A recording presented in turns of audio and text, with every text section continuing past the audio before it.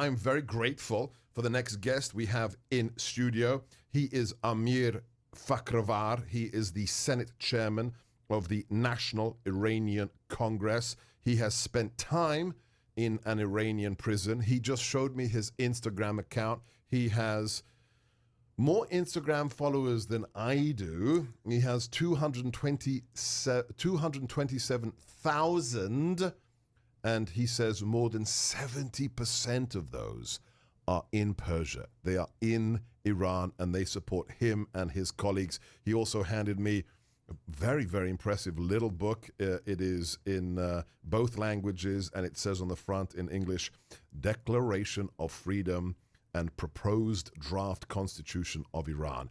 Amir, welcome to America First. Thank you for having me, Sebastian. Absolutely. Iran, even if you're a national security professional, even if you're somebody who follows international issues closely, it is so difficult to get reliable information about what is going on in this very closed country that's been run by theocratic fundamentalists since the revolution. Give us an update, please, as the American battle carrier group moves into the region, as we see the mullahs get more and more aggressive. What is the state of play? Under Obama, there was that moment, there was that green revolution. We thought something could happen. The Obama administration did nothing. Are things better? Are they worse than they were back then, Amir? You started with an amazing question. And just I'm coming from Congress. I had a meeting there with some Congress members. And they said something which is exactly about this topic. They said, it's a lot of think tanks in Washington, D.C., but it's look like they are feeding us some wrong informations. And it's look like a lot of agents of influence from Russia, from Iran, from those dictatorships, China, they are very active to just send the wrong information to politicians in Washington, D.C. And that's the reason everybody are confused here. When it comes to Iran, it's very, very confusing because it's changing fast, everything over there, and you need to be 24 hours in touch with those people active in the country to understand what is happening day by day, hour by hour. And right now, I can remember 2006 when I came to United States. I spent more than 5 years in jail. Maybe 50 bones in Iran. In Iran, more than 50 bones in my body have been broken under torture. And then I escaped as a member of a student organization. As a leader of a student organization, the independent student organization in Iran. And then I suffered a lot of torture.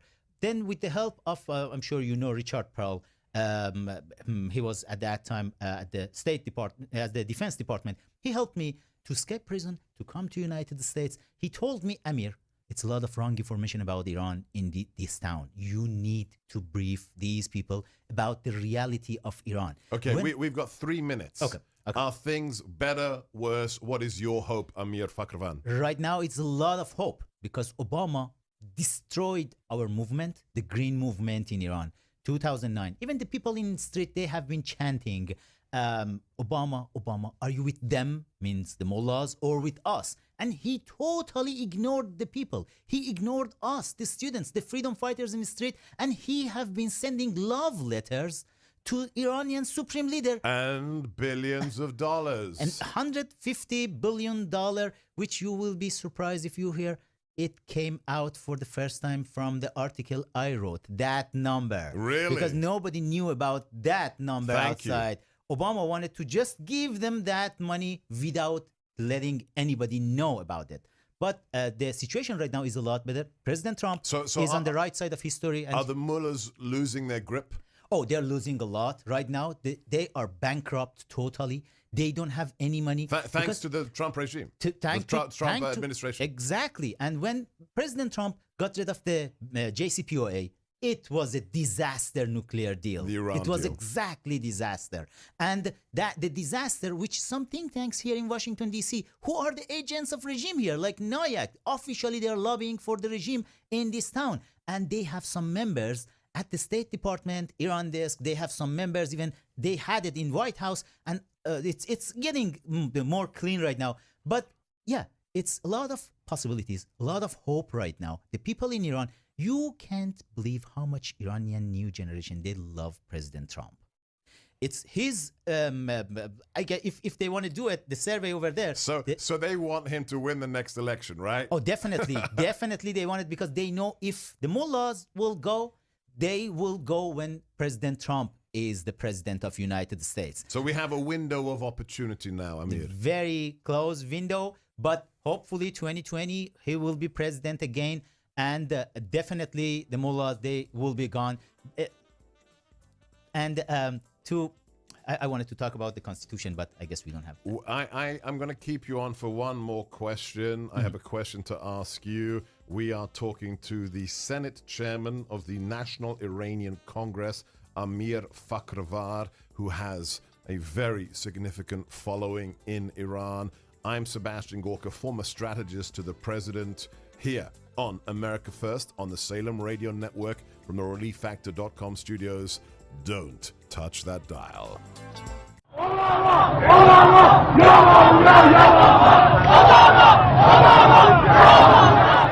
دولت قبل از اینها که اینها با اینکه اونها خب ظاهرشون خیلی اتو کشیده‌تر و بهتر از اینها بود دیگه، یعنی اوباما حالا یه نامه فدایت شوم برای ما نوشت و ما هم یه جوابی بهش دادیم بعد از مدتی و بلافاصله نامه دوم نوشت. من می‌خواستم جواب بدم، بازم در این بین فتنه 88 پیش آمد که اونایی که حالا ظاهرشون ظاهر اینجوری بود، باطنشون این بود.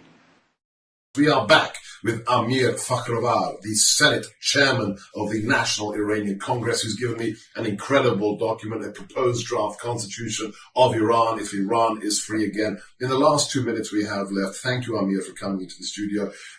It's clear to me, you with all your friends in Iran, the people who want to be free, they are very, very happy Donald Trump is the commander-in-chief. What does he have to do next in order for the right things to happen in Persia? The thing he's doing right now is great. The oil sanction is amazing because regime is bankrupt because regime has had 85 to 90% of its money from selling oil. Then right now they cannot have it. They are bankrupt. They cannot pay salary to government employees. And everything is set for a revolution in Iran. The reason we drafted a new constitution, because we want to have the constitutional revolution. Because we know the constitution was problem. During the Shah's time was the problem because constitution gave all the power to one person, which was the king. After the revolution, constitution gave all the power to supreme leader. Both is wrong. Constitution should not give the power to one person, and the constitution should not be involving any type of ideology. So okay, you have your constitution. How can America best help now? A couple of weeks ago, I gave one of the copy of this constitution to President Trump in Mar-a-Lago in his house, and I had the honor to meet him. And if U.S. government can support the constitutional revolution in Iran, millions of new generation, they will support this type of revolution. Then even U.S. doesn't need to send the troops inside Iran. Millions of Iranian new generation can do the job. Just showing that we support people who want to have a constitutional revolution, that will be enough. It's a lot of help. It's the big help we can have from United States.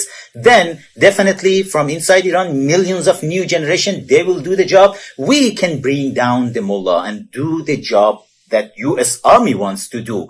We can do it inside Iran and make world free from the small group of fanatic mullahs who we have been suffering under them for last 40 years, and the world suffered under them. Yeah, this is the important point, that the mullahs in Iran, the theological fundamentalists, they are a threat to your people, they're a threat to American interests, and they're a threat to the whole world. We have been talking to Amir Fakhravar. Follow him on Twitter at FAKHRAVAR. Thank you so much for coming into the studio. I'm Sebastian Gorka. This is America First on the Salem Radio Network, also iTunes podcast and sebgorka.com. Don't go anywhere.